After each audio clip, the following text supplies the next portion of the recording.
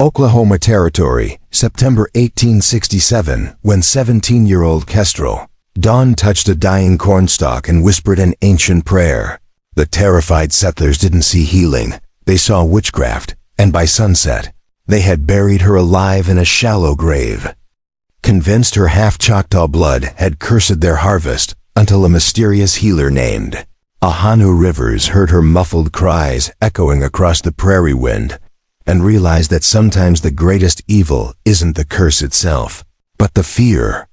that creates it. Before we jump back in, tell us where you're tuning in from, and if this story touches you, make sure you're subscribed, because tomorrow I've saved something extra special for you. The cornfield stretched endlessly under the merciless September sun, but instead of golden waves ready for harvest, they presented a nightmare of withered stalks and blackened ears that crumbled to dust at the slightest touch. The air thick with the acrid smell of crop failure and the heavier scent of desperation that clung to every settler's breath like morning fog that refused to lift, transforming what should have been the season of plenty into a harbinger of winter. Starvation. Kestrel Dawn knelt between the dying rows, her calloused fingers gentle as she examined each plant with the careful attention her grandmother had taught her, searching for any sign of disease or pest that might explain the devastation that had swept through Whitmore Settlement's most promising harvest in 3 years, her long black hair catching the sunlight like polished obsidian as she moved methodically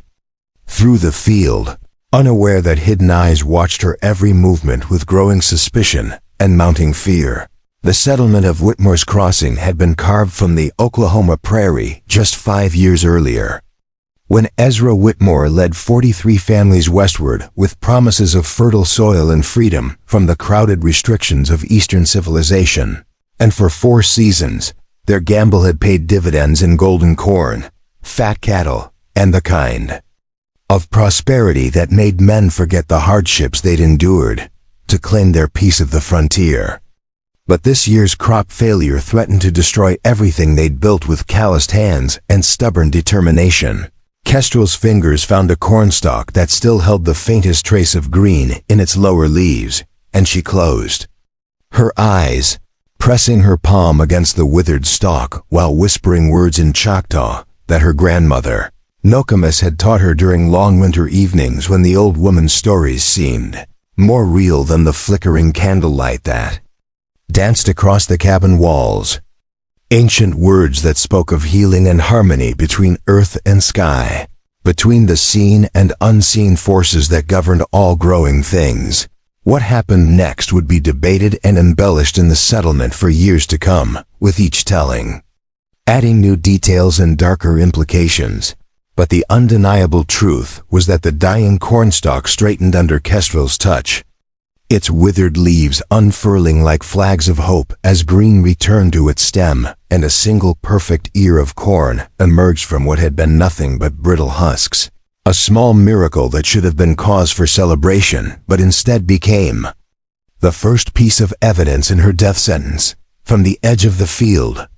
Martha Whitmore observed the scene through narrowed eyes that had learned to see threats in every shadow since losing her first husband to Comanche raiders 3 summers ago. Her thin lips pressed into a line of disapproval as she watched the half-breed girl perform what could only be described as unnatural acts upon their failing crops,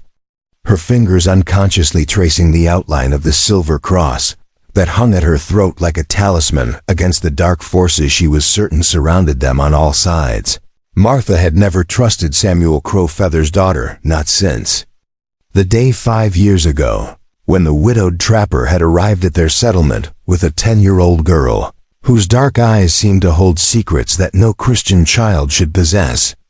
and whose uncanny ability to predict weather changes and locate lost livestock had always struck Martha as evidence of something unholy rather than simply practical knowledge, passed down through generations of people who lived closer to the land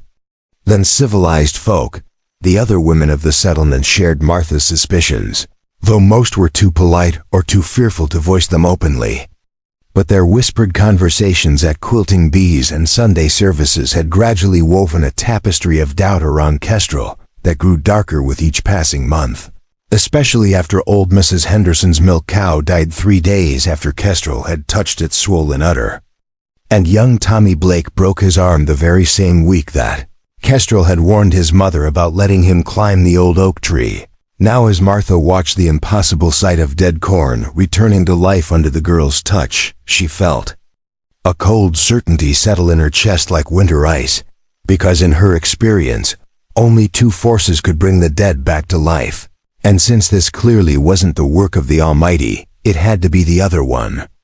The one that her preacher husband warned about in his Sunday sermons, about the temptations that waited in the wilderness to corrupt good Christian souls. Ezra, she called sharply to her husband, who was inspecting the damaged crops. 3.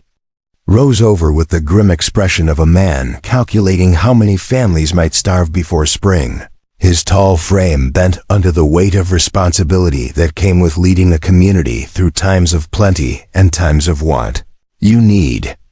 to see this right now, and you need to see it with your own eyes before that girl notices she's being watched.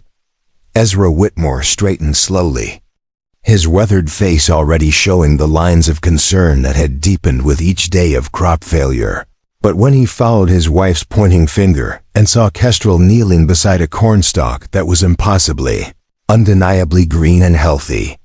in a field of death, he felt something cold and terrible stir in his chest, because in 23 years of preaching the gospel, he had learned to recognize the devil's handiwork when it revealed itself so boldly. Word spread through Whitmore's crossing with the speed that only fear and suspicion can achieve, carried on whispered voices that grew louder with each retelling, until by evening the entire settlement buzzed with talk of witchcraft and devil worship and the terrible price they might all pay for allowing such evil to take root in their midst. The very air seeming to crackle with the electricity that precedes a violent thunderstorm. Samuel Crow Feather sat on the porch of his modest cabin, methodically cleaning his hunting rifle while watching the unusual number of lanterns that moved through the settlement like fireflies seeking something specific. And though he couldn't hear the words being spoken in those distant conversations, he recognized the rhythm of mob mentality building like pressure behind a dam, and his weathered hands moved with practiced efficiency as he checked his ammunition and calculated the distance between his front door and the tree line. Kestrel worked in their small garden behind the cabin, completely unaware of the storm gathering around her, as she tended to the tomato plants that had somehow escaped the blight affecting the main crops, her movements graceful and unconscious, as she hummed an old Choctaw lullaby that seemed to make the plants lean toward her voice, like flowers following the sun. Her connection to the growing things so natural and instinctive that she never questioned why her touch could coax life from reluctant soil. Inside the settlement's largest cabin, which served as both church and meeting hall, Ezra Whitmore stood before an impromptu gathering of the community's most influential families, his usually commanding voice subdued as he struggled to find words for what he had witnessed, because even though his faith taught him that miracles were possible, his experience had taught him that miracles in the wilderness were more often the devil's snares than God's blessings. "I saw her touch a dead stalk and bring it back to life," he said finally, his words falling into the heavy silence like stones into still water. "And while I pray that I am wrong about what this means, I fear we are dealing with forces that threaten not just our harvest, but our very souls. Because the same power that can restore life can also take it away." Doc Henrik,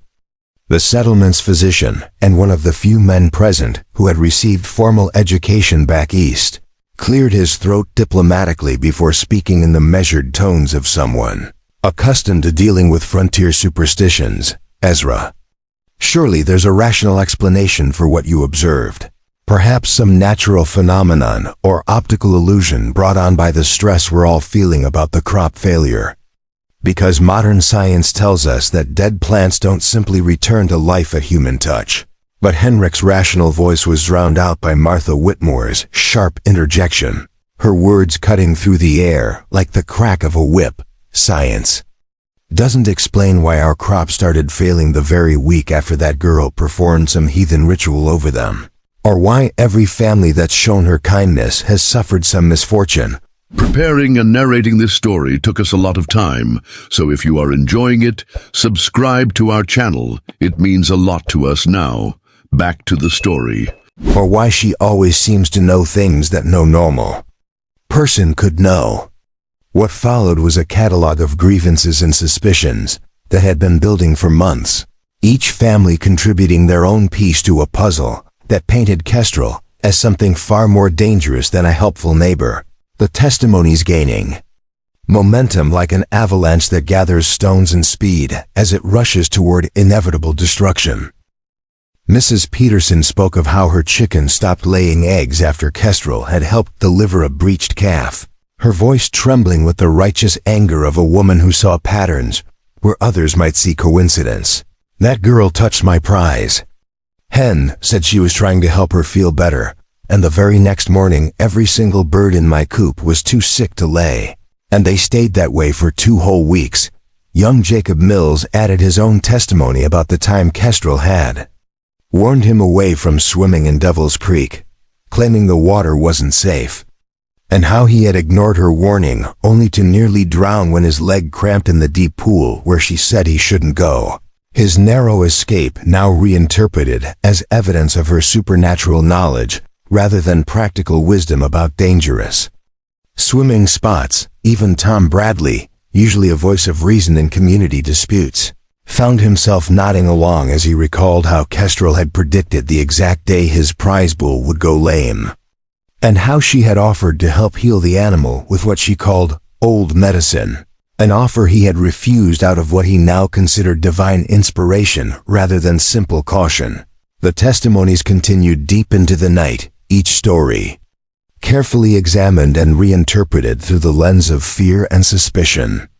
until a picture emerged of a young woman whose every kind gesture and helpful act could be seen as evidence of unnatural power, whose mixed heritage made her an outsider even among people who had welcomed her family 5 years earlier. But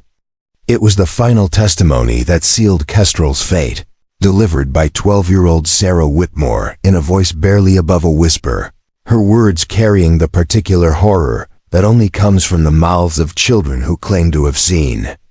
impossible things. She talks to the plants and they talk back to her. I've seen it with my own eyes. And sometimes when she thinks nobody's watching, her shadow moves wrong. The debate that followed would be remembered as the longest and most passionate in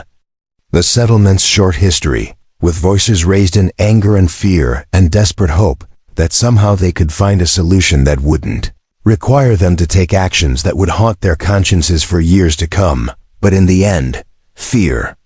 proved stronger than compassion, and practicality trumped mercy. Doc Henrik made one final attempt to inject reason into the proceedings, his voice strained with the effort of maintaining scientific objectivity in the face of community hysteria. Even if we accept that this young woman possesses some unusual abilities, surely the Christian response would be to try to understand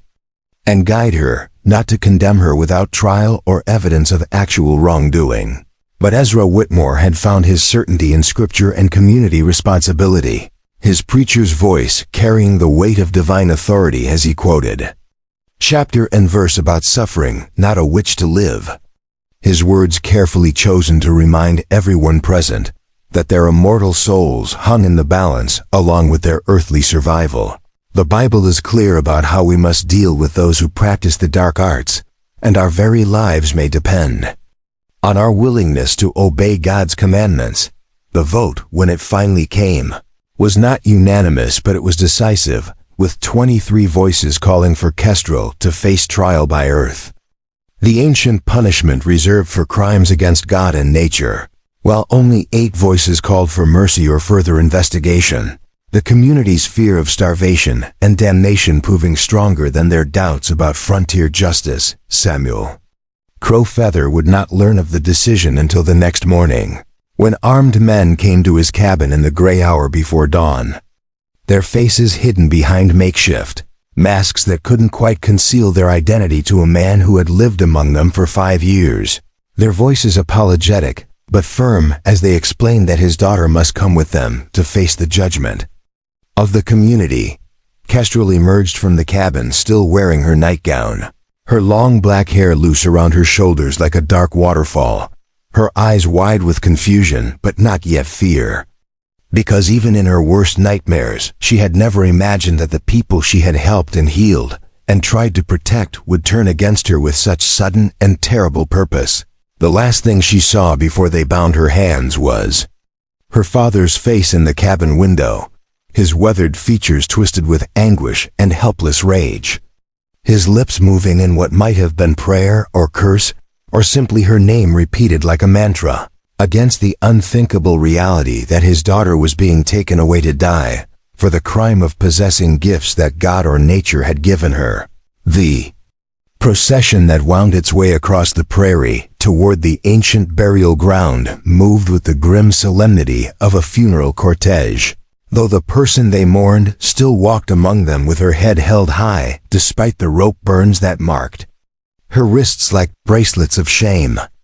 her bare feet finding purchase on the rocky ground with the sure instinct of someone who had learned to read the earth's moods through the solace of her feet. Behind them, Whitmore's crossing sat silent in the pre-dawn darkness, its windows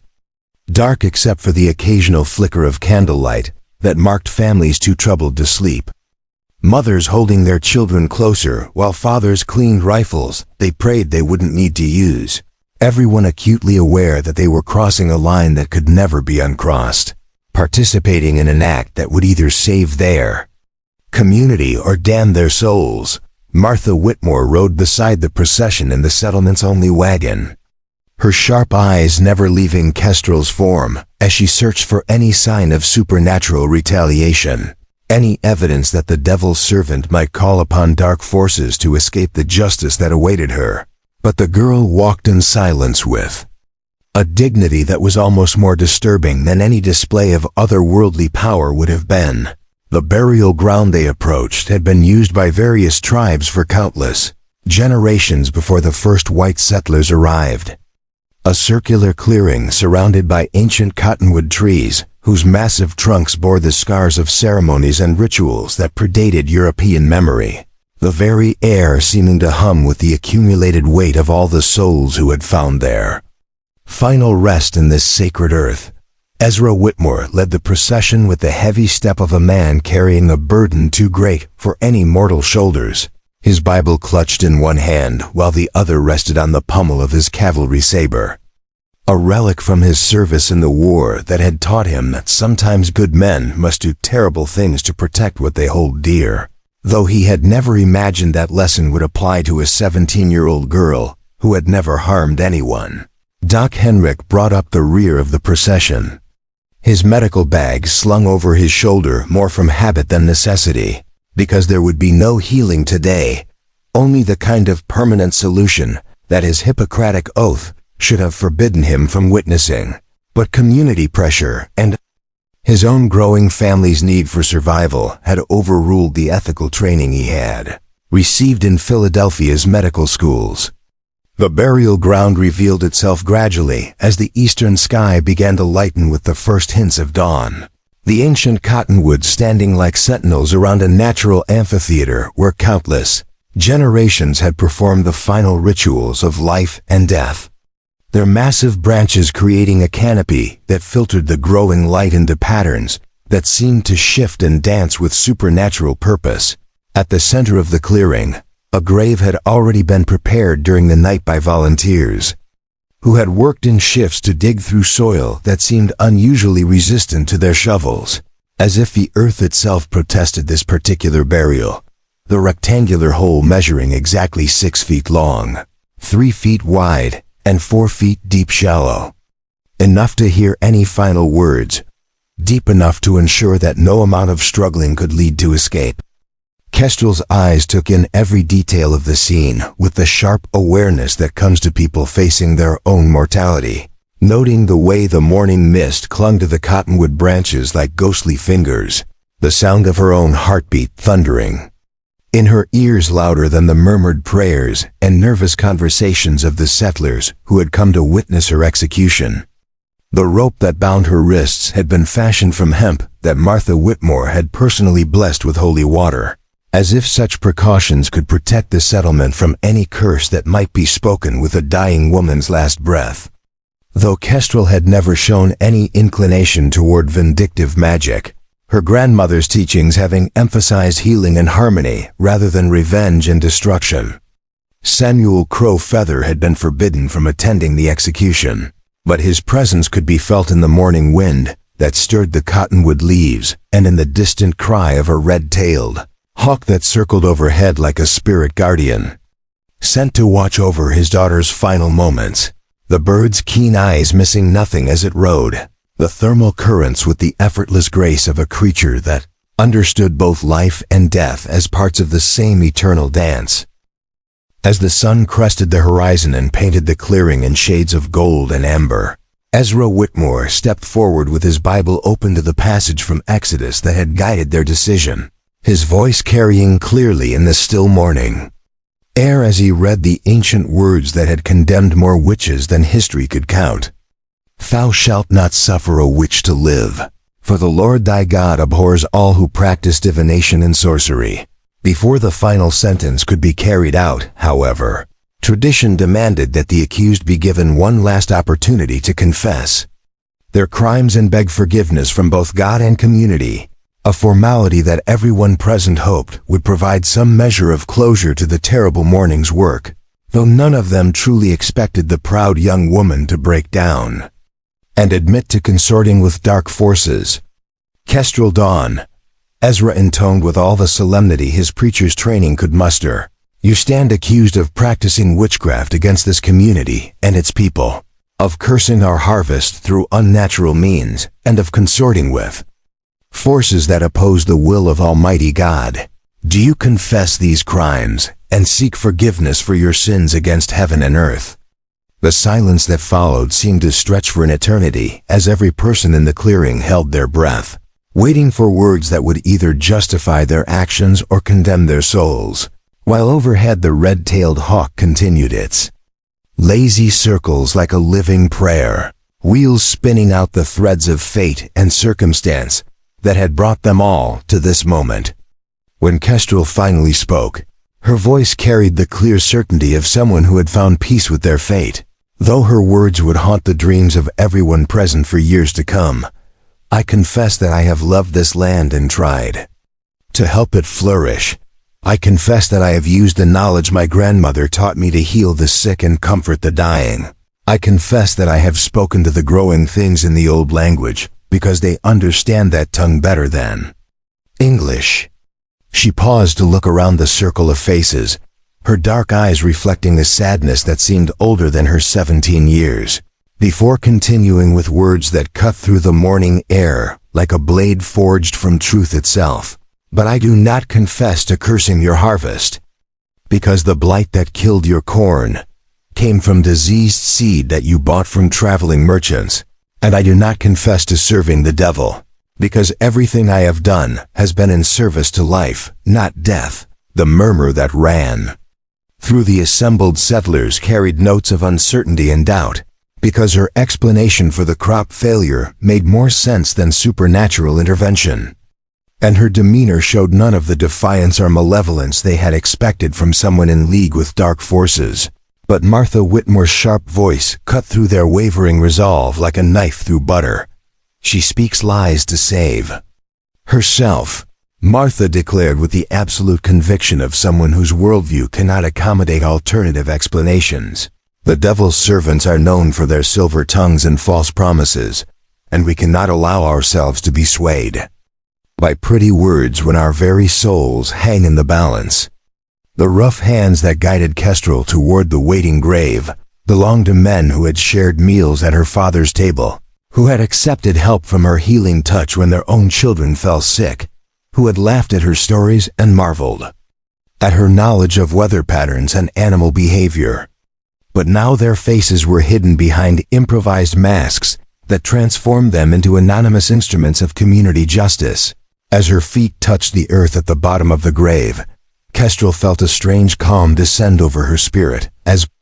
if her grandmother's presence had suddenly materialized to provide comfort in this final trial. And she could almost hear Nokomis whispering the old prayers that spoke of death as simply another doorway, another step in the endless journey of souls through the turning seasons of existence. The first shovelful of dirt landed on her feet,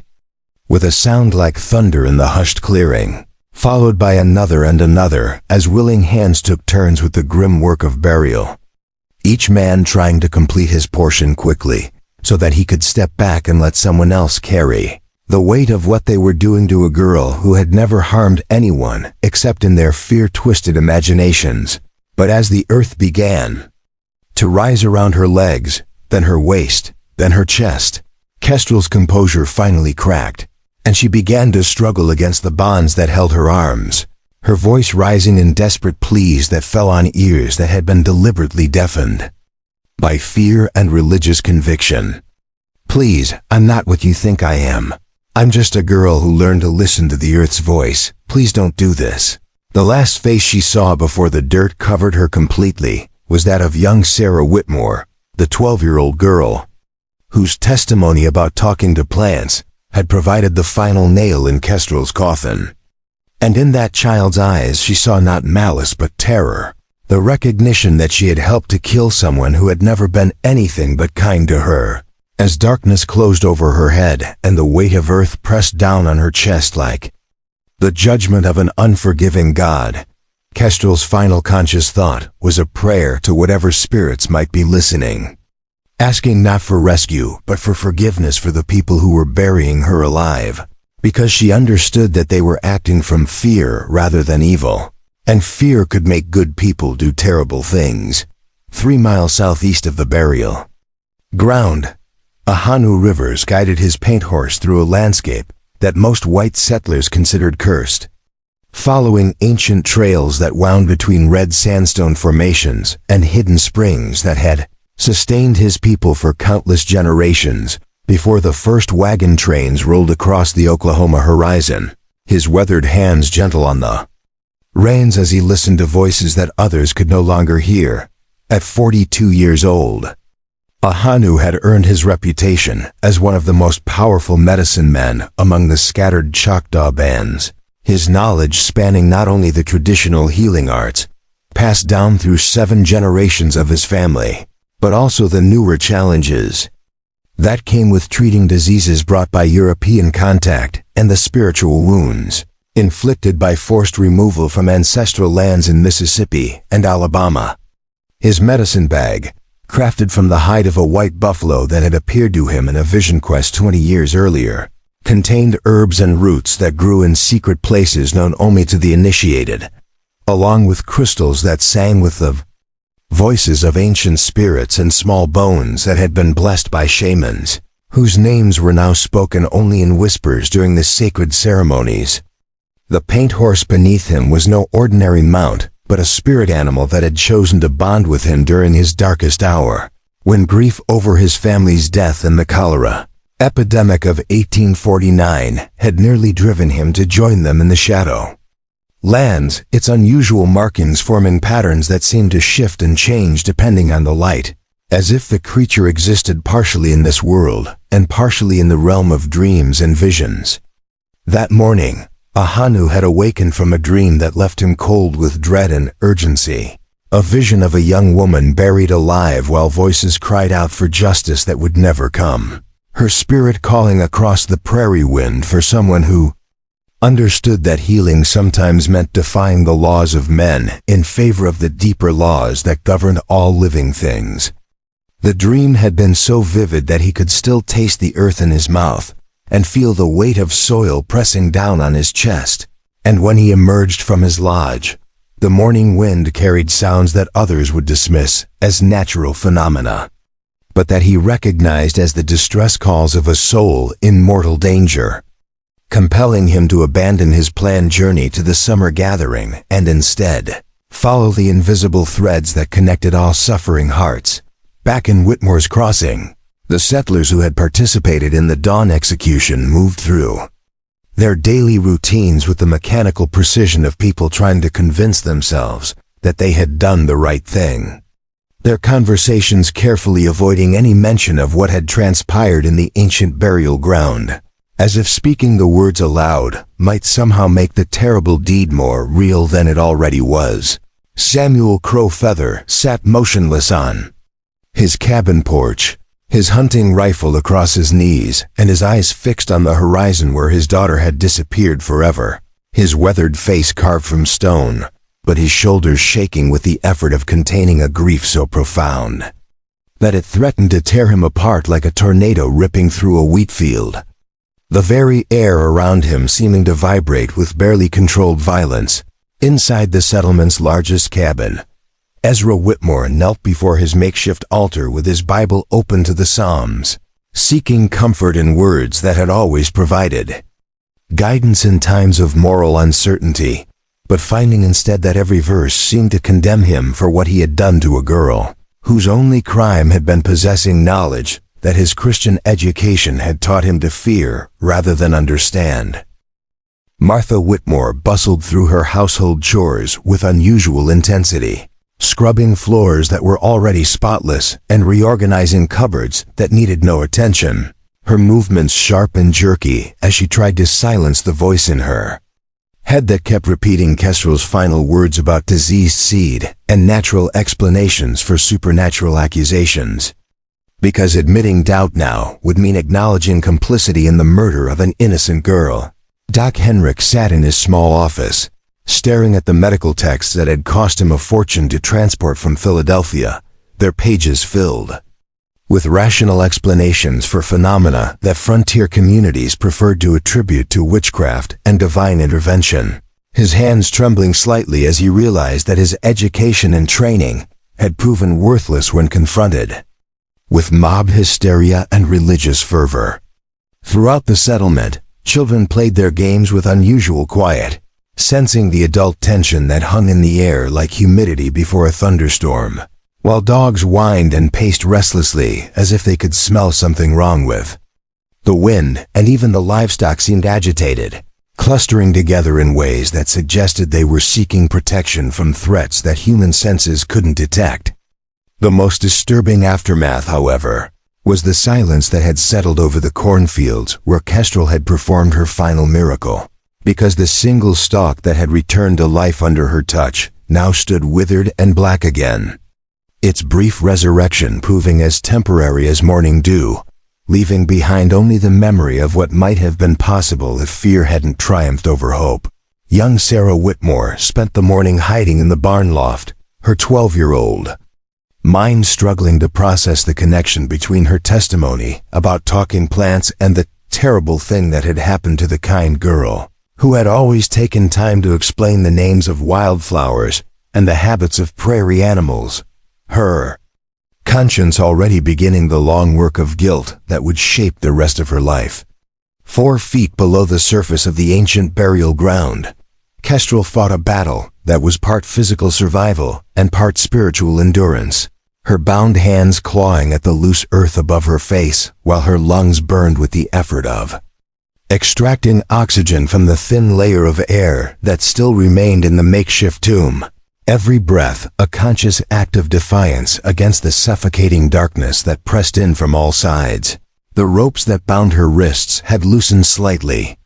as the hemp fibers absorbed moisture from the soil,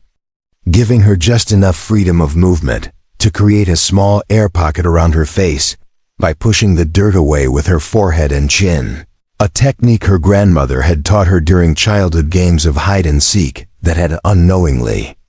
prepared her for this moment of ultimate concealment. Time became meaningless in the underground darkness, measured only by the increasingly desperate rhythm of her heartbeat and the growing weakness in her limbs, as carbon dioxide slowly poisoned her blood. But her mind remained clear enough to focus on the breathing exercises that Nokomis had used during the birthing ceremonies, slow and steady inhalations that maximized the value of each precious gulp of air. Above her, she could hear the muffled sounds of the settlement's retreat, voices growing fainter as the execution party returned to their normal lives, leaving behind only the whisper of wind through cottonwood leaves and the distant cry of a red-tailed hawk that seemed to be calling her name in the ancient language that connected all living things to the eternal dance of earth and sky. Her Grandmother's spirit seemed to hover just beyond the edge of perception, offering comfort without rescue, because some trials could only be endured through personal strength rather than supernatural intervention. And Kestrel began to understand that this test was not about whether she would live or die, but about whether she would face either outcome with the dignity befitting a daughter of two proud peoples. The earth around her head grew warm as the morning sun climbed higher, and she found herself drifting in and out of consciousness, her mind wandering through memories of happier times when she had run freely across the prairie with her father, learning to read the signs that spoke of changing weather and migrating animals, never imagining that those same gifts would one day be interpreted as evidence of supernatural evil. But even as her strength faded and her vision began to narrow to a single point of fading light, some deeper instinct kept her vocal cords working, producing sounds that were part prayer, part protest, and part simple affirmation that she still existed, still mattered, still deserved to breathe the same air as the people who had condemned her for the crime of being different. The sounds that emerged from her throat were wordless at first, then gradually formed into fragments of the old songs that her grandmother had taught her. Choctaw lullabies that spoke of endurance and hope, of connections that transcended the boundaries between life and death, of love that was stronger than fear and justice, that was deeper than human understanding. Ahanu Rivers felt the change in the wind patterns before his conscious mind could identify what was wrong. His paint horse's ears swiveling forward as both rider and mount detected sounds that carried messages of distress across the vast prairie expanse, the very air seeming to vibrate with frequencies that spoke directly to the portions of his soul that remained connected to the spirit world. The closer he rode toward the source of the disturbance, the more clearly he could distinguish the individual elements that comprised the morning's wrongness. Human voices raised in fear and anger, the acrid smell of disrupted earth, and underneath it all, a sound so faint that only someone trained in the medicine ways could have detected it. The whispered songs of a dying woman who refused to surrender her spirit without a fight. His medicine bag began to warm against his chest as they approached the burial ground, the sacred objects within responding to the proximity of someone whose life force was being deliberately extinguished. And he felt the familiar tightening in his throat that always preceded encounters with the kind of spiritual emergency that required immediate intervention regardless of personal risk or political consequences. The paint horse needed no guidance. As it picked its way through the cottonwood grove, its supernatural instincts leading them directly to the source of the distress.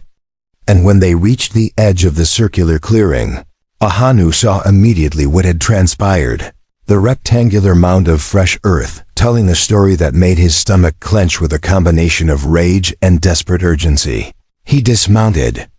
in a single fluid motion, his moccasined feet making no sound as they touched the sacred ground that had been defiled by this abomination of justice. His trained senses already cataloging the evidence of what had taken place here, the torn earth, the scattered footprints, the lingering psychic residue of collective fear and individual terror. Dropping to his knees beside the grave mound, he pressed his ear to the earth and listened with the intensity of a man whose own life depended on what he might hear, filtering out the surface sounds of wind and insects and distant bird calls, until he could focus on the faint vibrations that indicated life still existed beneath the suffocating weight of prairie soil. The sound that reached him was so weak that it might have been mistaken for the settling of loose earth or the movement of underground insects, but his medicine training had taught him to recognize the distinctive frequency of human breath.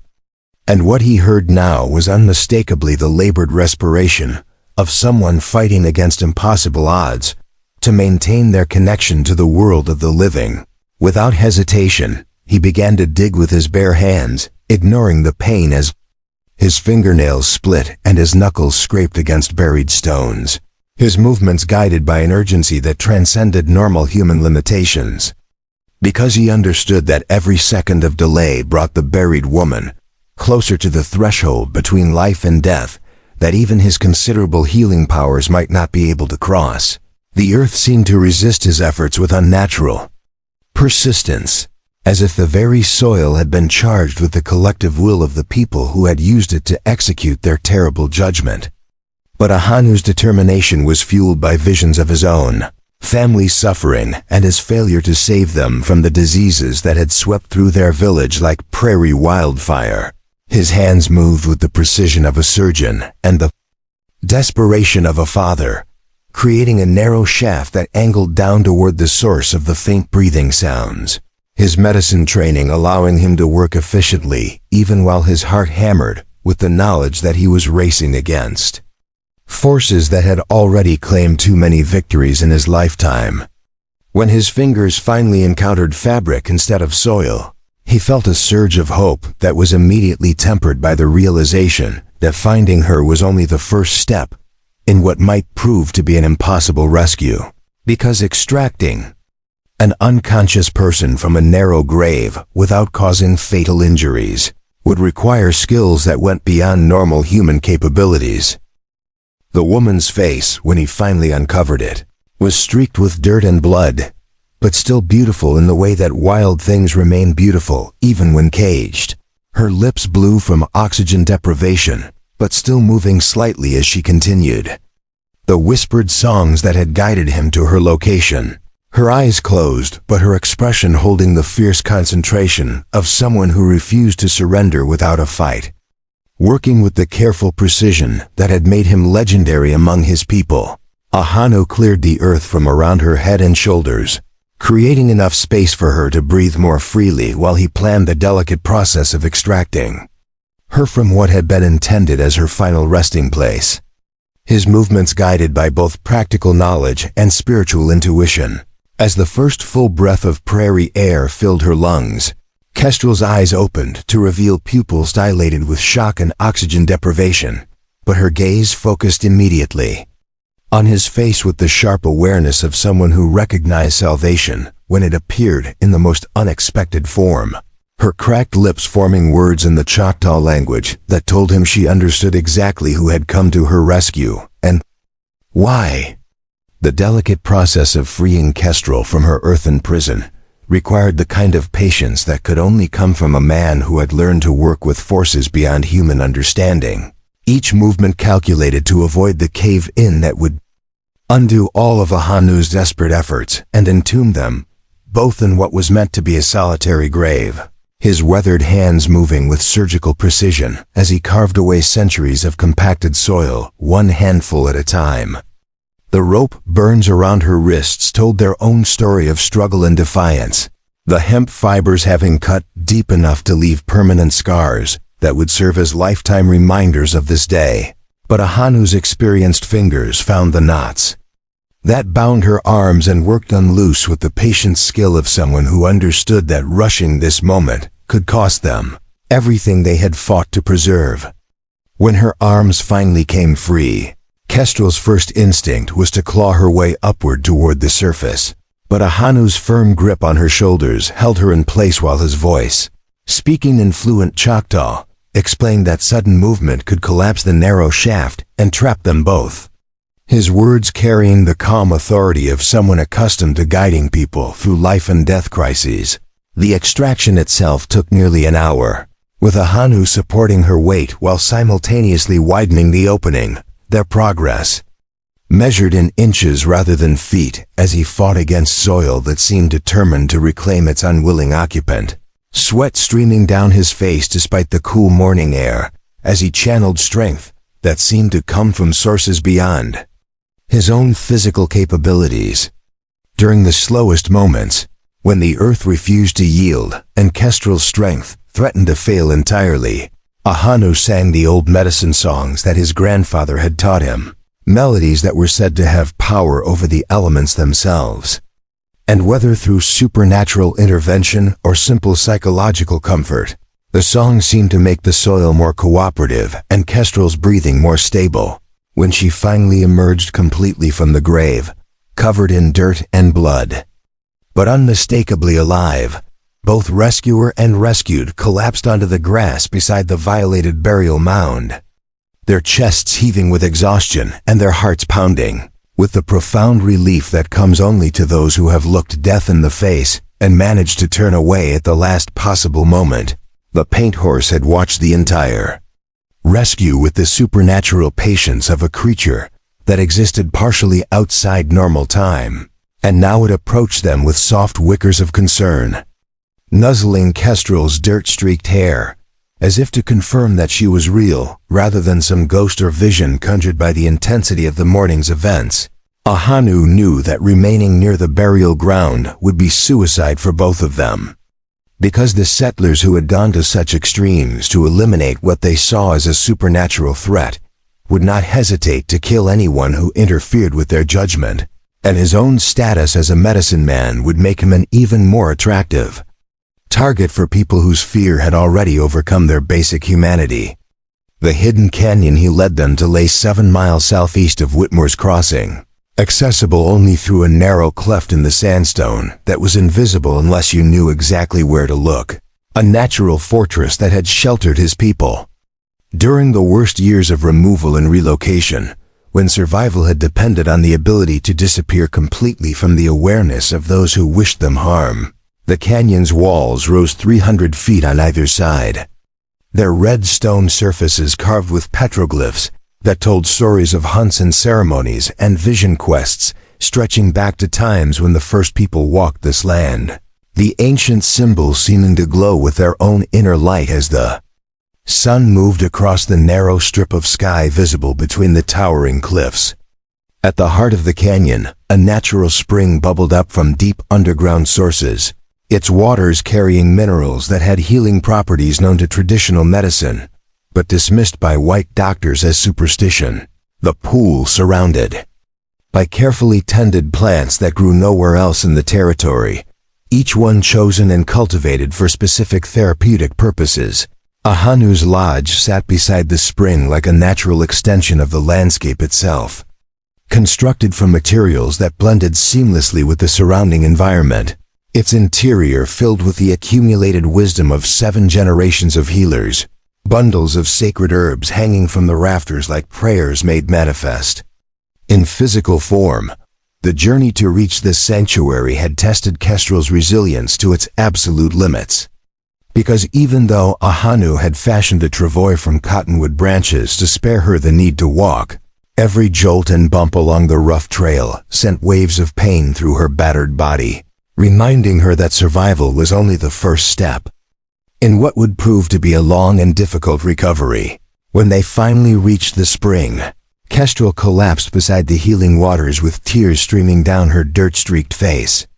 Not from pain or fear, but from the overwhelming relief of finding herself in a place where the earth itself seemed to welcome rather than threaten her, where the very air carried the scent of safety and the promise of renewal. The water that Ahanu brought her in a carved gourd cup tasted like liquid starlight, cool and pure, and somehow charged with energy that seemed to flow directly into her depleted cells, restoring not just her physical strength, but also her connection to the natural world that the morning's trauma had nearly severed forever. The cleansing ceremony that followed was unlike anything Kestrel had experienced, even during her grandmother's most sacred rituals, because Ahanu's medicine combined traditional Choctaw healing methods with techniques he had learned from other tribes. During his years of wandering, creating a synthesis of spiritual practices that seemed perfectly suited to her particular injuries and traumas, he began by burning sage and sweetgrass in a small clay bowl, the aromatic smoke rising in spirals that seemed to carry away not just the physical dirt and contamination from her ordeal, but also the psychic residue of hatred and fear that had accumulated around her like spiritual poison, each breath of the purified air bringing greater clarity and peace to her tormented mind. The medicinal bath he prepared for her combined spring water with herbs that had been gathered during specific phases of the moon and blessed according to rituals that predated European contact by countless generations. The warm liquid seeming to penetrate not just her skin, but her very soul, washing away the memory of suffocating earth and replacing it with sensations of weightlessness and freedom. While she soaked in the healing waters, Ahanu sang continuously, his voice weaving together melodies from different tribal traditions into a unique composition that seemed perfectly suited to her particular combination of Choctaw and white heritage, acknowledging both aspects of her identity without requiring her to choose between them or apologize for either one. The physical examination that followed was conducted with the gentle efficiency of someone who had treated every conceivable form of trauma, his trained hands assessing the damage to her throat, ribs, and extremities while his medicine sight evaluated injuries that would be invisible to conventional medical techniques, the spiritual wounds that could prove more dangerous than any physical harm. The rope burns around her wrists required special attention, because such injuries carried symbolic as well as practical significance in traditional healing, representing the way that fear and hatred could bind a person's spirit as effectively as hemp or rawhide. And Ahanu's treatment involved not just herbal poultices but also ceremonial, releasing rituals that addressed the deeper meanings of her suffering. Throughout the healing process, Kestrel found herself drifting in and out of consciousness, her mind wandering through landscapes that seemed to exist somewhere between memory and vision, places where her grandmother waited with open arms and her father's voice called across vast distances, assuring her that love could survive even the most determined attempts to destroy it. The dreams that came during these healing trances were unlike anything she had experienced before, filled with images of growing things that flourished despite drought and frost, of seeds that sprouted in the most unlikely places, of life persisting through conditions that should have made survival impossible. Visions that seemed to promise that her own survival was part of some larger pattern of renewal and resurrection. As Kestrel's strength slowly returned over the course of 3 days, Ahanu began to share stories from his own past, tales of loss and survival that helped her understand that she was not alone in having endured the kind of trauma that could either destroy a person completely or transform them into something stronger than they had ever imagined possible. He told her about the cholera epidemic that had swept through his village when he was barely older than she was now, how he had watched helplessly as the traditional medicines proved useless against a disease brought by European contact, how he had held his wife and 2 young children as they died one by one, their bodies burning with fever that no amount of healing knowledge could extinguish. The guilt that had consumed him after their deaths was something that Kestrel recognized in her own heart, the terrible weight of surviving when others had not, of possessing gifts that seemed powerful enough to help, but had ultimately proven inadequate when faced with forces beyond any individual's control. Whether those forces were disease or hatred or simple human fear of the unknown, his journey toward healing had taken him across the entire western frontier, studying with medicine people from dozens of different tribes, learning not just their techniques but also their ways of understanding the relationship between suffering and wisdom, between individual pain and collective healing, between the destruction of old patterns and the birth of new possibilities. The white settlers who buried you, he explained one evening, as they sat beside the spring, watching stars emerge in the darkening sky. They are not evil people, but they are frightened people.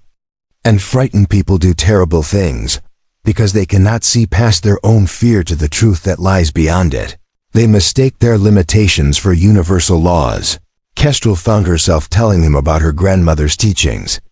The way Nokomis had insisted that healing was not about imposing your will upon the world, but about learning to work in harmony with forces that were far older and wiser than any human understanding,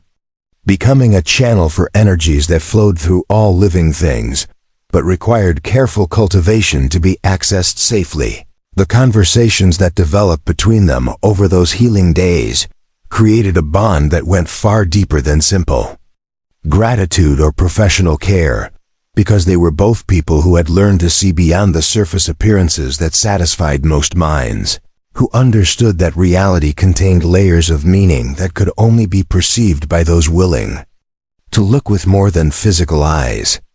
When she was finally strong enough to stand without assistance, and walked to the edge of the canyon to look out over the vast prairie that stretched toward the horizon in all directions. Kestrel realized that she was no longer the same person who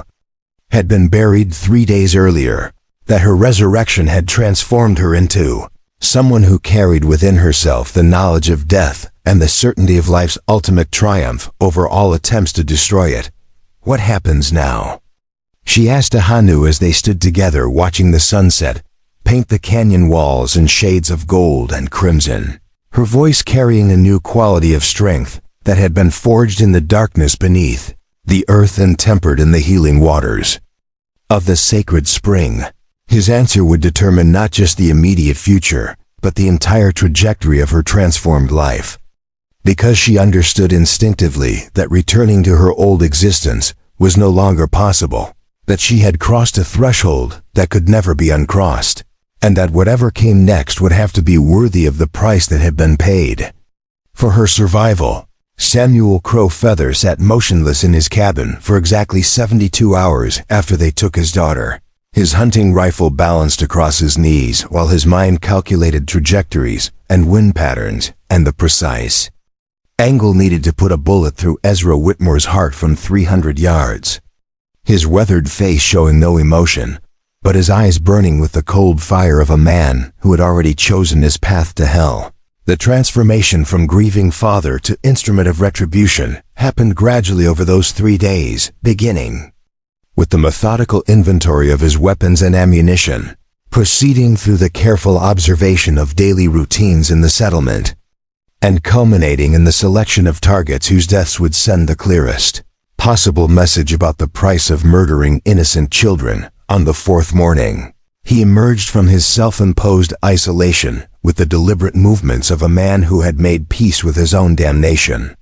His possessions organized into 2 categories: the items he would need for his mission of revenge, and everything else which no longer mattered because he did not expect to survive long enough to require them again. The letter he left on his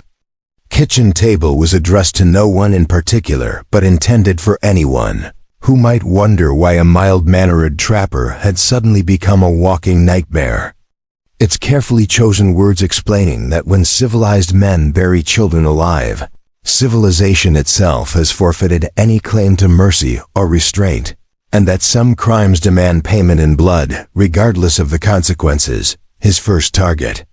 was Martha Whitmore, the woman whose poisonous whispers had turned suspicion into certainty and fear into murderous action. And he found her alone in her vegetable garden just after sunrise, her hands busy with mundane tasks while her mind presumably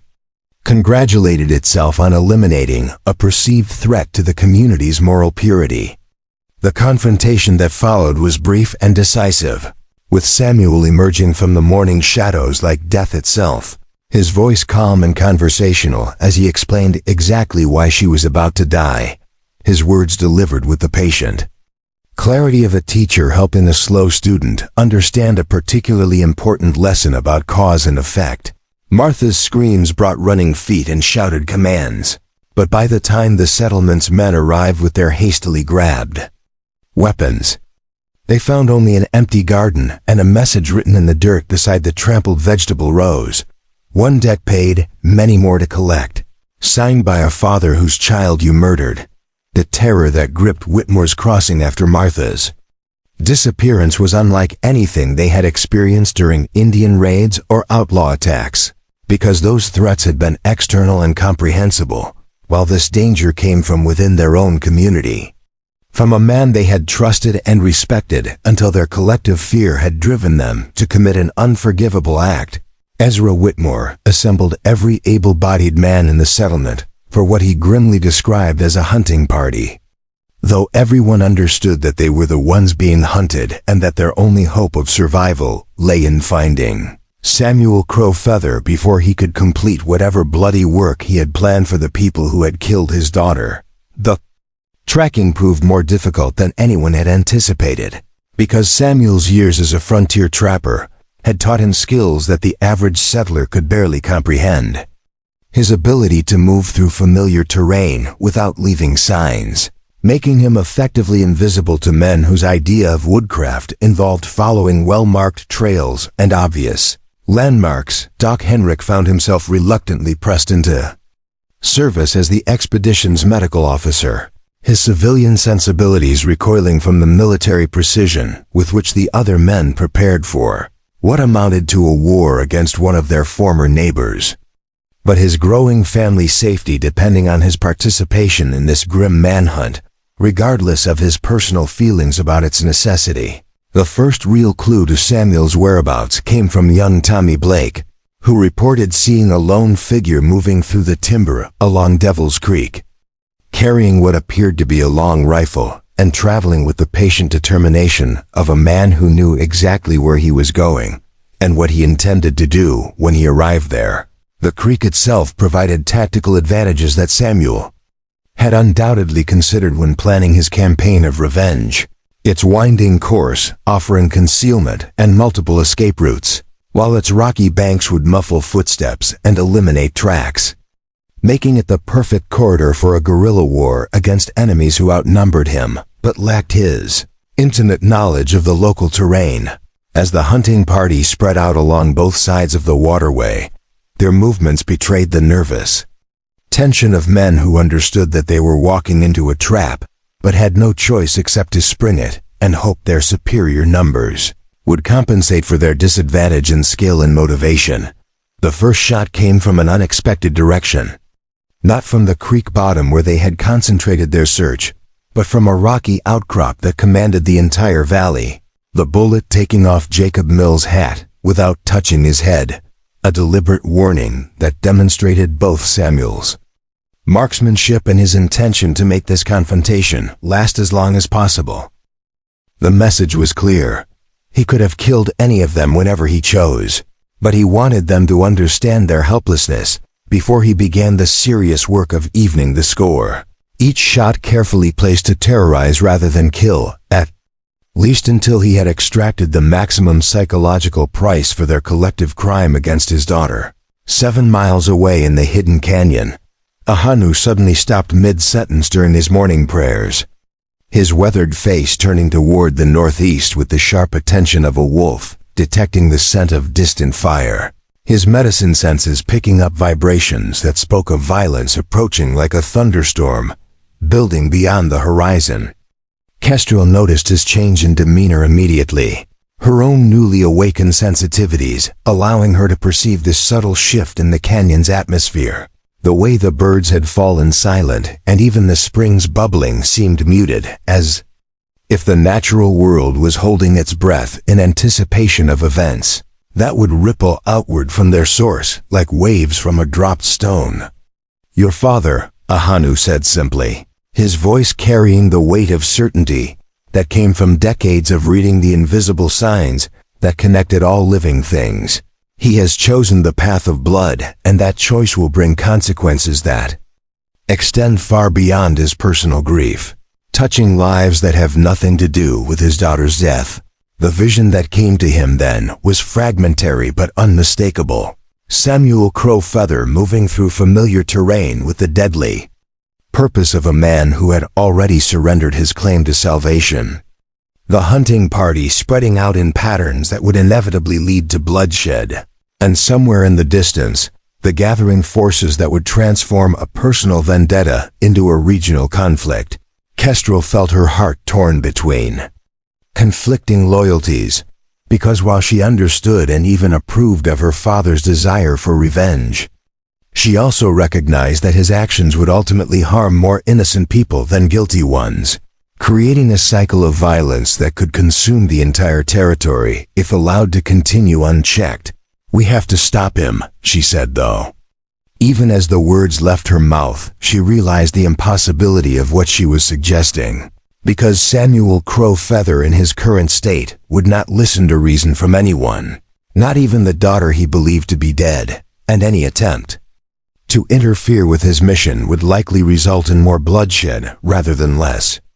Ahanu's response surprised her with its directness and practical wisdom, because instead of offering false comfort or impossible solutions, he simply acknowledged the terrible reality of their situation and began preparing for the role they would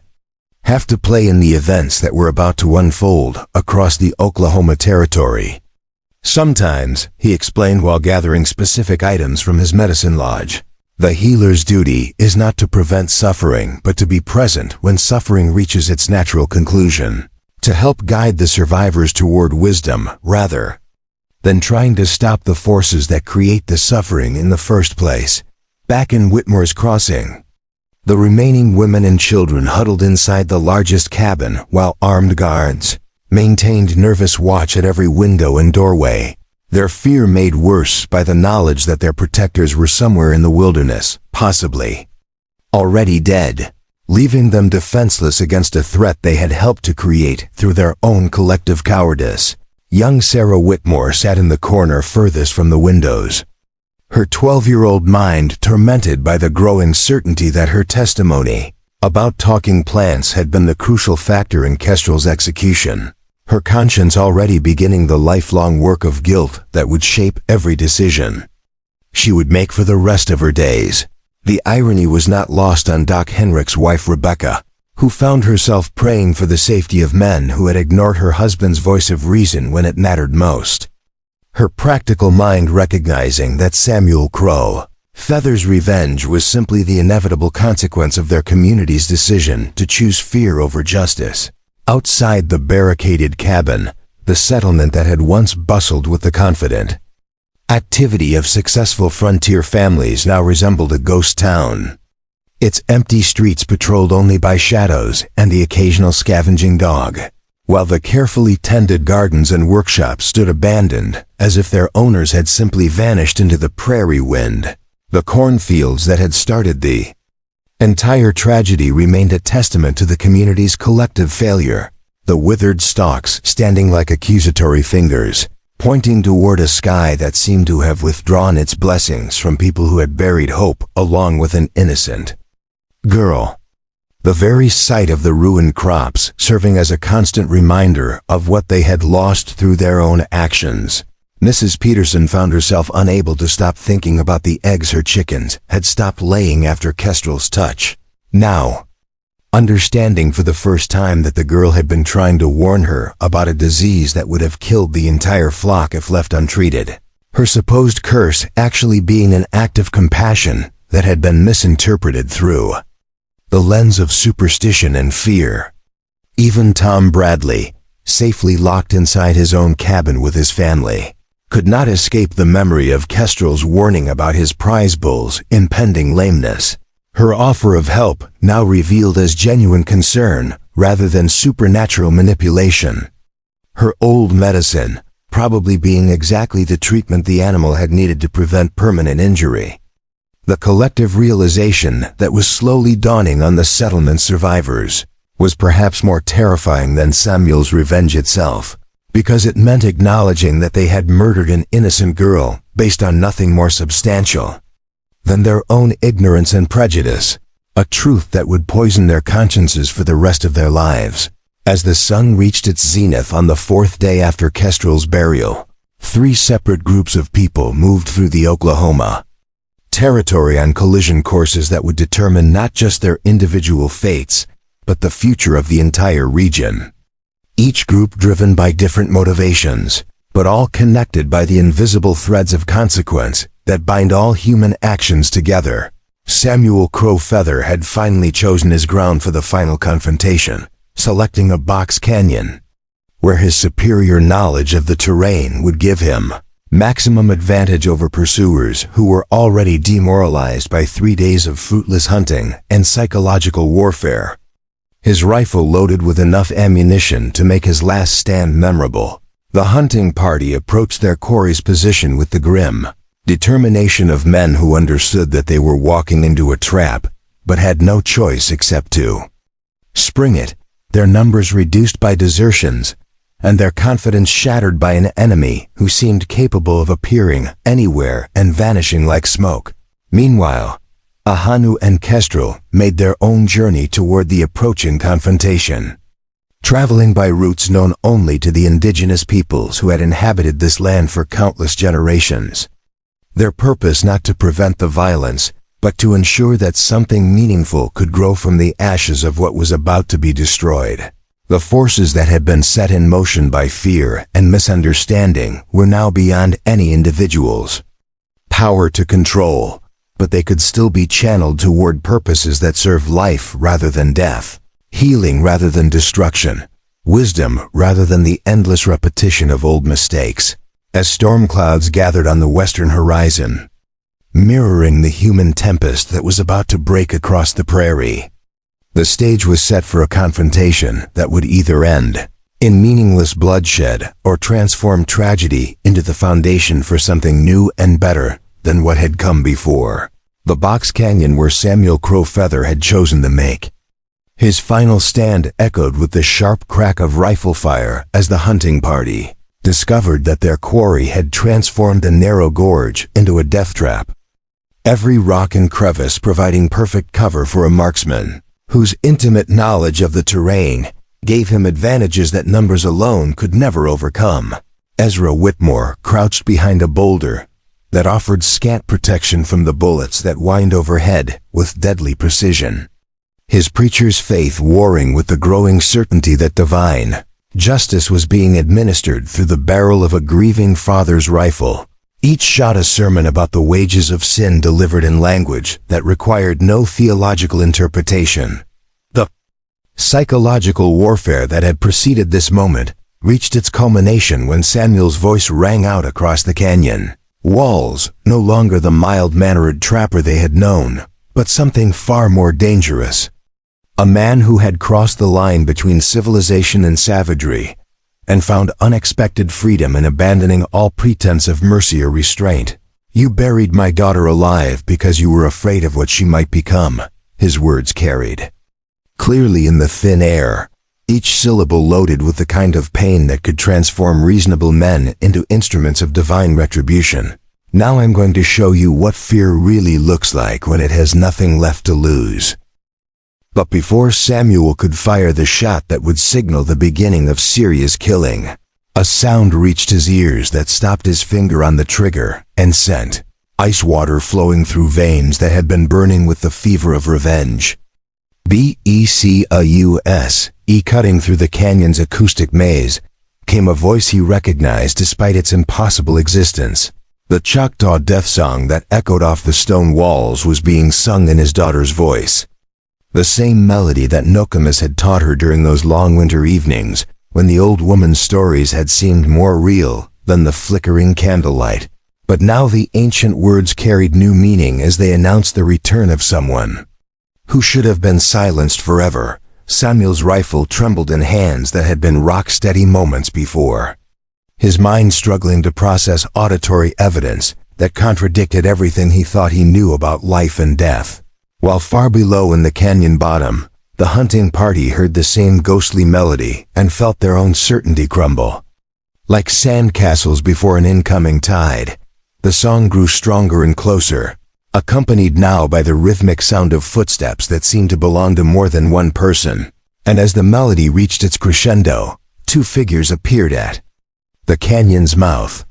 silhouetted against the afternoon sun, like manifestations of forces too powerful for human understanding. Kestrel Dawn stepped into full view of the men who had buried her 4 days earlier, her presence hitting them with the force of a physical blow because while her face showed the unmistakable marks of her ordeal, her eyes burned with a vitality that spoke of resurrection rather than mere survival, as if death itself had touched her and found her too strong to claim. Beside her, Ahanu Rivers moved with the fluid grace of someone completely comfortable in his own power, his medicine bag hanging at his side like a badge of office while his weathered features radiated the kind of calm authority that could only come from a lifetime of walking between the world of the living and the realm of spirits. The silence that followed Kestrel's appearance stretched beyond normal human endurance, broken only by the sound of wind through stone and the distant cry of a hawk that seemed to be announcing the arrival of forces that would reshape everything. The settlers thought they understood about justice and divine intervention. Doc Henrik was the first to find his voice, his medical training providing a framework for accepting impossible evidence when it stood directly before his eyes. "Dear God in heaven, how is this possible? We saw them bury you. We saw the earth cover your face. You should be dead." Kestrel's response carried the measured cadence of someone who had learned to speak with the authority of personal experience rather than theoretical knowledge. Her words chosen carefully to penetrate the wall of disbelief and terror that surrounded the men who had condemned her to death. "I was dead, in every way that matters, buried alive by people I had tried to help, suffocated by earth thrown by hands I had healed." The accusation in her voice cut through the afternoon air like a blade forged from truth itself, forcing each man present to confront his individual role in what now stood revealed as an act of collective murder, their carefully constructed justifications crumbling before the evidence of their victims' impossible survival. Samuel Crowfeather's voice cracked as he called down from his rocky perch, his words carrying a mixture of joy and confusion that spoke to the profound disorientation of a man whose entire worldview had just been overturned by the return of someone he had mourned as lost forever. "Kestrel, my daughter, my child, how can you be here when I saw them take you away?" But it was Ahanu who answered, his voice carrying across the canyon with the resonance of someone accustomed to speaking truths that others might find uncomfortable. "She is here because the earth itself rejected your community's judgment, because some crimes are so great that even death refuses to make them permanent." What followed was unlike any trial or testimony that had ever taken place in the Oklahoma territory, because instead of human judges pronouncing verdicts based on evidence and law, the very landscape seemed to participate in proceedings that transcended normal concepts of justice, with the canyon walls serving as witnesses to truths that had been buried along with an innocent girl. Kestrel began by addressing each man individually, her words piercing through their defenses with surgical precision as she recounted not their crimes, but their motivations, demonstrating an understanding of human nature that seemed far beyond her 17 years, as if her time underground had granted her access to wisdom normally reserved for those who had lived much longer. "Tom Bradley," she said, her gaze finding the rancher who had refused her offer to heal his bull. "You knew in your heart that my warning about your animals' lameness came from knowledge, not witchcraft. But you chose fear over wisdom, because admitting I was right would have meant questioning everything you believed about people like me." The accuracy of her assessment hit Bradley like a physical blow, because she had identified the exact moment when he could have chosen a different path, when rational thought could have triumphed over superstition if he had possessed the courage to trust his own instincts rather than bowing to community pressure. Her attention turned next to the men who had testified against her, each receiving his own precisely targeted revelation about the moments when truth had been sacrificed on the altar of convenient prejudice, when fear had been allowed to masquerade as righteousness because confronting their own ignorance would have required more courage than they possessed. Mrs. Peterson's chickens stopped laying eggs because they were already sick with a disease that would have killed them all if left untreated. Kestrel continued, her voice never rising above conversational volume, but somehow carrying to every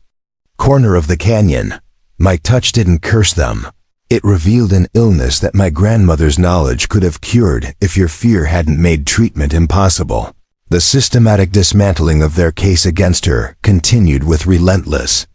precision, each supposed act of witchcraft revealed as either coincidence, misunderstanding,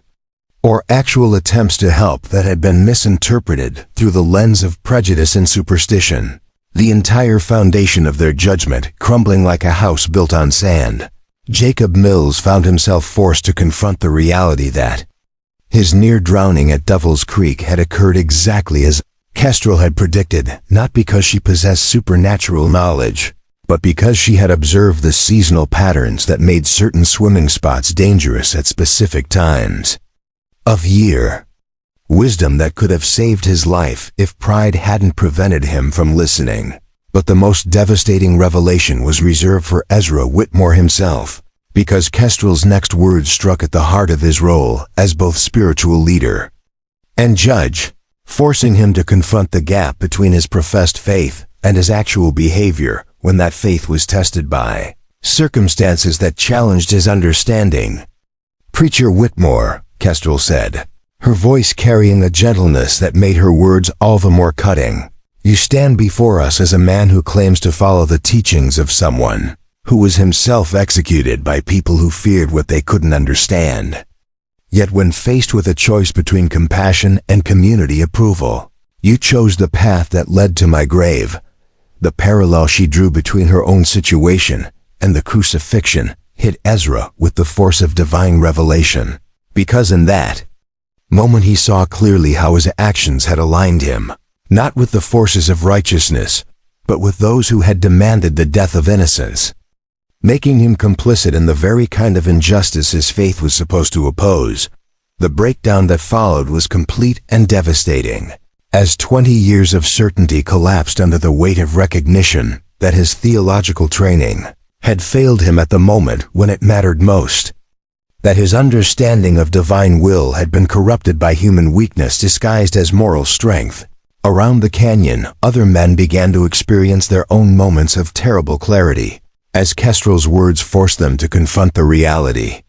that their victim had possessed not supernatural powers, but simply knowledge and compassion that their fear had transformed into something threatening, their own limitations becoming the measure by which they had judged her worthiness to live. Doc Henrik stepped forward from the group of hunters, his medical bag seeming suddenly heavy with the weight of all the healing he had failed to facilitate, his voice breaking as he attempted to put into words the magnitude of what they had almost accomplished. "We nearly murdered you based on nothing more than our own ignorance and prejudice. We almost became the very evil we thought we were fighting." The confession that followed was not demanded by Kestrel or Ahanu, but emerged spontaneously from men whose consciences could no longer bear the weight of what they had done, each voice adding to a chorus of admission that echoed off the canyon walls like a prayer of repentance offered to whatever forces might still be willing to grant forgiveness. Samuel Crowfeather's rifle clattered to the rocks as he began his descent from the canyon rim, his mission of vengeance abandoned in favor of reunion with the daughter whose survival had transformed his understanding of what justice might actually require, his weathered face streaming with tears that spoke of relief too profound for mere words. But Kestrel's final words carried a warning that would haunt the settlement for generations to come, because her resurrection had not erased the consequences of their collective choice, merely transformed those consequences into an opportunity for redemption that might not be offered again. "I have returned not to seek revenge, but to offer you the chance to choose differently, to become the people you claim to be rather than the people you revealed yourselves to be when tested." The silence that followed her challenge stretched into eternity, broken finally by the sound of weapons being laid down and voices being raised not in anger or fear, but in the kind of prayer that emerges only when human pride has been thoroughly broken and replaced by genuine humility, the canyon itself seeming to hold its breath as it waited to see whether this moment of truth would lead to transformation or simply fade into the comfortable amnesia that allows communities to forget their worst moments. The transformation that began in the canyon that afternoon would take years to complete, but its foundation was laid in the moment when Ezra Whitmore removed his preacher's collar and threw it into the dust at Kestrel's feet, his voice broken, but determined as he renounced not his faith, but his assumption that he understood what that faith required of him in situations that challenged his comfortable certainties. One by one, the other men followed his example, laying down not just their weapons, but the defensive pride that had allowed them to justify the unjustifiable, their individual acts of surrender, creating a collective moment of vulnerability that made genuine change possible for the first time since fear had poisoned their community's judgment. Doc Henrik stepped forward with his medical bag and offered it to Anu with the humility of a student approaching a master, his years of formal education suddenly revealed as inadequate, preparation for understanding the kinds of healing that the frontier actually required. His willingness to learn from indigenous knowledge representing a revolutionary shift in his worldview. The journey back to Whitmore's Crossing became a pilgrimage of sorts, with Kestrel and Ahanu leading a procession of men who had left the settlement as hunters but returned as penitents, their faces bearing the unmistakable marks of people who had been forced to confront the worst aspects of their own nature and somehow found the courage to choose transformation over denial. Samuel Crowfeather walked beside his daughter with the careful attention of a man afraid that she might vanish again if he looked away, his weathered hands occasionally reaching out to touch her arm or shoulder as if to confirm that her presence was real rather than some cruel hallucination conjured by his desperate grief. The conversation between father and daughter unfolded in whispered fragments as they traveled, years of separation compressed into hours of walking, with Kestrel sharing not just the details of her survival but the deeper lessons she had learned about the nature of healing and the responsibility that came with possessing knowledge that others might fear or misunderstand. Tom Bradley found himself walking beside Jacob Mills, both men struggling to find words for the shame that consumed them as they realized how close they had come to participating in the murder of someone whose only crime had been trying to help them understand the world around them with greater clarity and compassion. The silence that stretched between the canyon and the settlement was not uncomfortable but contemplative, filled with the kind of deep thinking that emerges only when people are forced to examine assumptions they had never questioned, each man processing his individual role in the collective tragedy that had almost destroyed an innocent life. The women and children who had barricaded themselves in the settlement's largest cabin emerged slowly as the procession approached, their faces showing the confusion of people who had expected to see either victorious hunters or traumatized survivors, but instead found themselves confronting something far more complicated and disturbing. Martha Whitmore's absence created a void in the community's social fabric that would never be completely filled, because her disappearance served as a permanent reminder of the price that had been paid for allowing fear and prejudice to override basic human decency. Her empty chair at community meetings becoming a silent witness to the consequences of moral cowardice. Young Sarah Whitmore ran to her father with tears streaming down her face, her 12-year-old heart carrying a burden of guilt that threatened to crush her spirit before it had fully formed, her stammered apologies to Kestrel revealing the depth of her understanding that her testimony had nearly caused an innocent person's death. But Kestrel's response to the child's distress demonstrated the profound change that her underground ordeal had wrought in her character, because instead of accepting the girl's guilt or offering easy forgiveness, she knelt beside Sarah and began teaching her about the difference between making mistakes and learning from them, between being a victim of circumstances and taking responsibility for future choices. Mrs. Peterson approached with her own burden of remorse, her practical mind having worked through the implications of Kestrel's revelations about diseased livestock and natural explanations for supernatural accusations, her voice shaking as she offered not just apology, but a request for instruction in the healing knowledge that might prevent future tragedies. The systematic re-examination of evidence that followed Kestrel's return revealed the extent to which fear had distorted the community's perception of reality, with incident after incident proving to have rational explanations that had been overlooked in the rush to find supernatural causes for natural phenomena. Rebecca Mills, Doc Henrich's wife, took charge of organizing the practical aspects of community healing, her organizational skills providing structure for the difficult conversations that needed to happen if the settlement was going to transform itself from a place ruled by fear into something worthy of the second chance they had been granted. The most difficult moment came when they reached Kestrel's former home, where the remnants of her father's preparations for revenge still littered the cabin. Ammunition and maps and written plans that told their own story about the extremes to which grief and injustice could drive otherwise reasonable people. The real work of transformation began the next morning when Kestrel led a group of volunteers back to the diseased cornfields, her hands moving with practiced efficiency as she demonstrated the techniques her grandmother had taught her for diagnosing plant ailments and treating soil that had been contaminated by poor farming practices and imported diseases. Ahanu worked alongside her, his own knowledge complementing hers in ways that created a synthesis of healing traditions more powerful than either could have achieved alone. Their partnership becoming a living example of how different cultures could enrich each other when fear was replaced by curiosity and respect.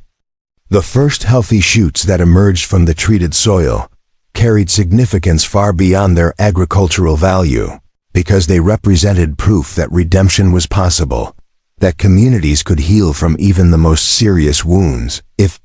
they were willing to do the difficult work of confronting their own failures and making genuine changes. Doc Henrik apprenticed himself to both healers with the enthusiasm of someone who had discovered that his formal education was merely the beginning of true learning, his medical notebooks filling with observations about treatments that had no place in Philadelphia textbooks but proved remarkably effective for frontier ailments. The children of the settlement became eager students of the new agricultural techniques, their young minds unencumbered by the prejudices that had poisoned their parents' judgment,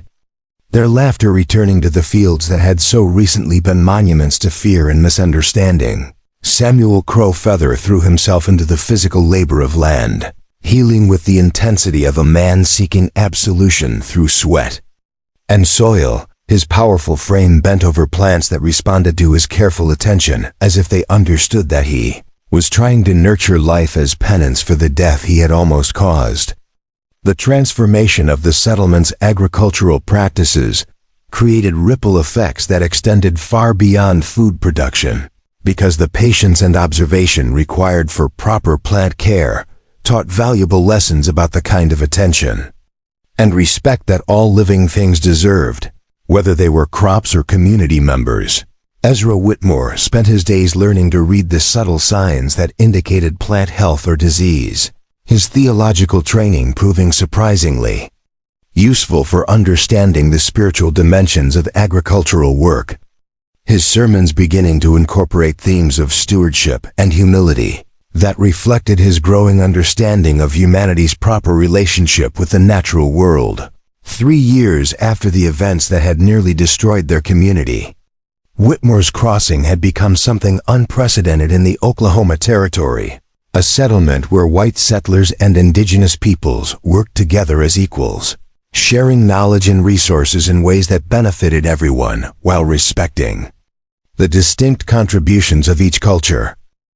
The school that Kestrel established taught children from both communities, with lessons that included not just reading and arithmetic, but also plant medicine, weather prediction, and the kind of practical wisdom that could only be gained through generations of careful observation and respectful interaction with the natural world. Young Sarah Whitmore grew into a remarkable young woman whose childhood trauma had been transformed into a passion for justice and truth-telling, her experiences making her sensitive to the ways that fear could distort perception and teaching her to question popular assumptions that might harm innocent people. The agricultural techniques that had been developed through the collaboration between traditional knowledge and frontier innovation spread throughout the territory,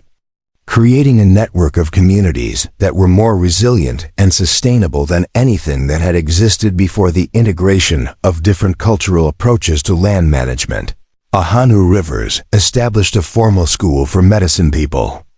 that welcomed students from all backgrounds, his teaching creating a new generation of healers who understood that effective treatment required not just technical knowledge, but also wisdom about the connections between individual health and community well-being. The story of Kestrel's burial and resurrection became a legend that traveled far beyond the Oklahoma Territory, carried by travelers and traders who had witnessed the transformation of a community that had chosen redemption over destruction, healing over revenge, growth over stagnation. Doc Henrik's medical practice evolved into something that combined the best of both traditional and modern approaches. His success in treating complex ailments, attracting patients from hundreds of miles away, and establishing the settlement as a center for innovative healthcare that served people regardless of their cultural background, Samuel Crow Feather became a respected mediator in disputes between different communities. His personal experience with the extremes of grief and forgiveness, giving him unique insight into the processes that could transform conflict into cooperation. His weathered face bearing the scars of his journey from vengeance to wisdom. But perhaps the most remarkable transformation occurred in Ezra Whitmore, whose religious calling was reborn through his encounter with the kind of resurrection that had nothing to do with ancient scripture and everything to do with the power of human choice to overcome the limitations of fear and prejudice. The settlement's success attracted attention from territorial officials who came to study what they called the Whitmore model, but the visitors often left more confused than enlightened, because the changes they observed could not be replicated through legislation or administrative decree, requiring instead the kind of fundamental shift in consciousness that could only emerge from genuine encounter with one's own capacity for both evil and redemption. On quiet evenings, when the work was done and the children were sleeping, Kestrel would sometimes walk to the place where she had been buried, not from morbid fascination, but from gratitude for the second chance that had allowed her to help transform fear into understanding, hatred into healing, death into the kind of life that was worthy of the name. The red-tailed hawk that had witnessed her burial still circled overhead on those evening walks, its presence serving as a reminder that some stories transcend the immediate circumstances of their telling, becoming part of the larger narrative that connects all struggles for justice and dignity across the endless expanse of human experience. Word of the miraculous transformation at Whitmore's Crossing spread through the frontier territories like wildfire, carried by circuit riders and traveling merchants who could hardly believe the stories. They heard about a community that had buried a girl alive only to see her return and transform their entire way of life through forgiveness rather than vengeance. Delegations began arriving from settlements as far away as Kansas and Texas, their leaders hoping to understand how fear and prejudice could be overcome without the violent conflicts that typically characterized frontier life. But most visitors found themselves frustrated by the inability to package the Whitmore experience into simple formulas that could be transported back to their own communities. The territorial governor himself made the journey to investigate reports that seemed too extraordinary to be believed, his official entourage expecting to find either fraud or fanaticism, but instead encountering something far more challenging. To categorize, a genuine example of human transformation that defied the conventional wisdom about inevitable conflict between different cultures. Kestrel found herself reluctantly thrust into the role of spokesperson for changes she had never intended to initiate. Her natural inclination toward privacy warring with her growing understanding that their story might serve as inspiration for other communities struggling with similar challenges. Her words carefully chosen to emphasize process rather than personalities. The most significant development came when representatives from the Cherokee Nation arrived to observe the integration methods that had emerged from tragedy. Their own experiences with forced removal and cultural survival, giving them unique insight into the delicate balance required to maintain identity while adapting to changing circumstances. These exchanges led to the establishment of what became known as the Prairie Alliance, an informal network of communities committed to finding alternatives to the cycle of violence and displacement that had characterized westward expansion. With Whitmore's Crossing serving as both inspiration and practical training ground for conflict resolution techniques, Anu Rivers became a traveling teacher whose reputation spread across multiple territories. His combination of traditional healing knowledge and hard-won wisdom about community transformation, making him a sought-after mediator in disputes that might otherwise have escalated into the kind of bloodshed that had consumed so many frontier settlements. The success of the alliance attracted opposition from those who profited from conflict and division. including military contractors who viewed peaceful coexistence as a threat to their economic interests, leading to a series of challenges that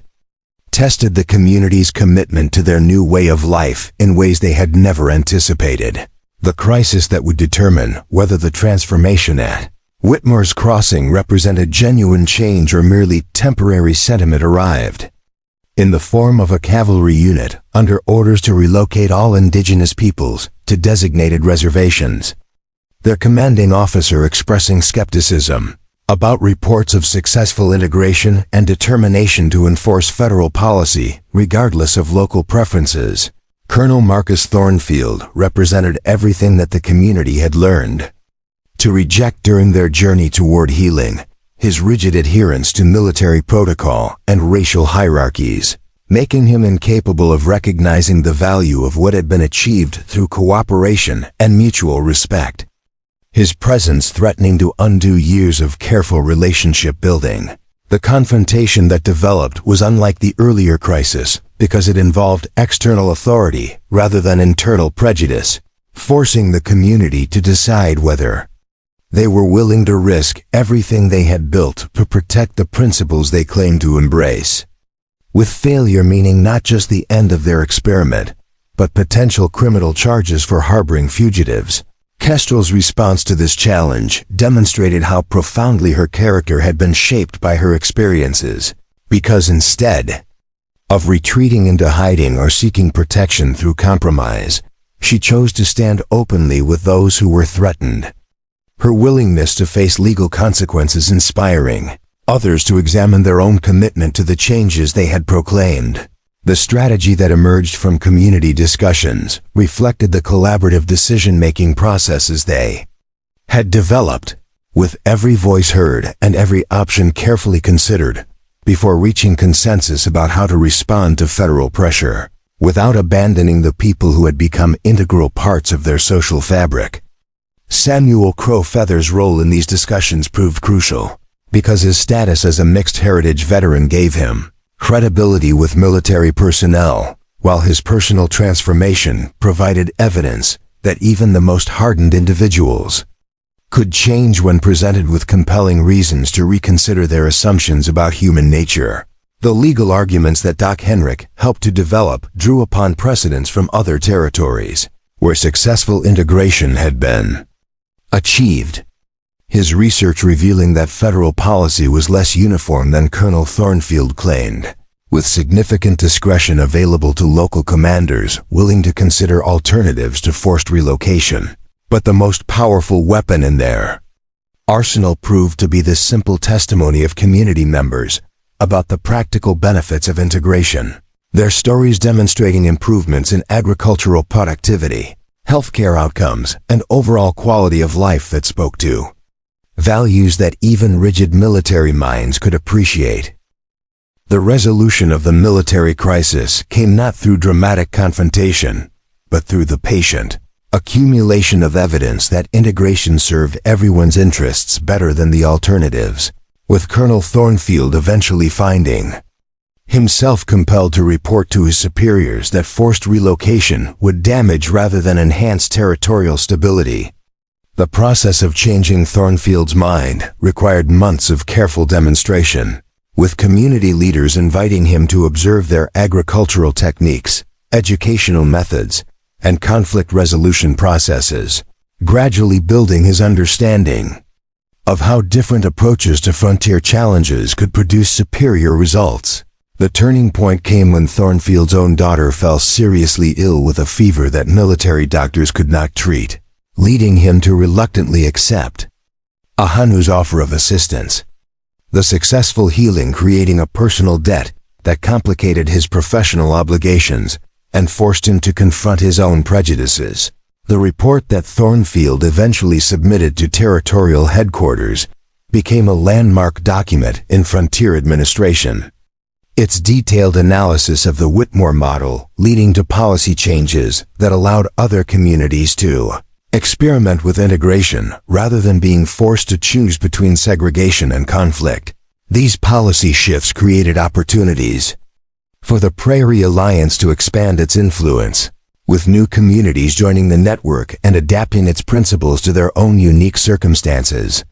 The movement growing beyond what anyone had imagined possible when it began with one girl's refusal to stay buried. Kestrel's marriage to a young Cherokee translator named Joseph Mankiller symbolized the personal relationships that had emerged from political cooperation, their wedding ceremony combining traditions from multiple cultures in ways that honored each heritage, while creating something new and uniquely appropriate to their frontier context. The children who grew up in this transformed community carried forward attitudes and skills that would shape the next generation's approach to cultural differences. Their natural comfort with diversity serving as insurance against the kind of fear-based thinking that had nearly destroyed their parents' settlement. Sarah Whitmore's journey from accuser to advocate became a particular source of inspiration for other young people struggling with guilt over past mistakes. Her transformation demonstrating that individuals could overcome even the most serious errors in judgment if they were willing to do the difficult work of making amends. 20 years after the events that had begun with crop failure and nearly ended with murder, Whitmore's Crossing had become something unprecedented in American frontier history. A thriving community where the supposed inevitability of cultural conflict had been replaced by proof that cooperation could produce outcomes superior to anything achievable through domination or separation. The agricultural innovations that had emerged from the fusion of traditional knowledge and scientific methods were being studied by universities in the eastern states, with researchers traveling to Oklahoma to document techniques that had transformed marginal farmland into some of the most productive territory in the region. The medical school that had grown from Doc Henrich's collaboration with Ahanu Rivers was producing graduates who carried integrated healing approaches to communities throughout the expanding frontier, their success in treating complex ailments, making them highly sought after by settlements that had previously relied on either traditional or modern medicine alone. Kestrel's own children grew up speaking multiple languages and understanding healing traditions from various cultures, their education preparing them not just for success in their local community, but for leadership roles in a rapidly changing world where cultural fluency would become an essential skill. The story of her burial and resurrection had become a cornerstone of local folklore, but its meaning had evolved beyond simple tale of individual survival to cornerstone, become a parable about the power of communities to choose transformation over destruction when confronted with the consequences of their worst impulses. Visitors to the settlement's small museum could see artifacts from that terrible week when fear had nearly triumphed over hope, including the rope that had bound Kestrel's wrists and the shovel used to bury her, physical reminders of how close they had come to committing an irreversible crime against innocence and possibility. But the museum's most popular exhibit was the thriving garden that surrounded the building, where plants from dozens of different cultural traditions grew together in carefully planned harmony, their combined beauty serving as living proof that diversity could create strength rather than division when tended with proper knowledge and genuine care.